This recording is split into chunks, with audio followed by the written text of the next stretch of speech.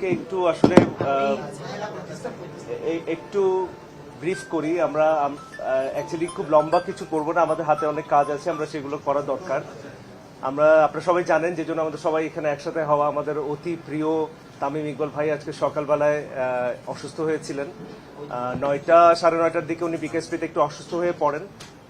ওই অবস্থায় ওনাকে এখানে নিয়ে আসা হয়। যখন এখানে নিয়ে আসা হয় ওনার চিকিৎসা শুরু হয়। পরবর্তীতে আসলে উনি আমরা চিন্তা করি যে আসলে ঢাকা নিয়ে যাওয়া যাবে কিনা, তো বিভিন্ন কারণে আসলে ঢাকা নিয়ে যাওয়া যায়নি, সেই ডিটেলস আসলে প্রয়োজনীয়। পরবর্তীতে ওনার অবস্থাটা বেশ ক্রিটিক্যাল হয়ে যায়।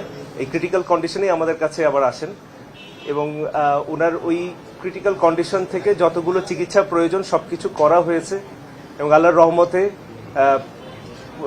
যে কন্ডিশনটা আসলে অনুকূলে আছে এবং ওনাকে আমরা বলি যে ওনার একটা হার্ট অ্যাটাক হয়েছে। এইটার জন্য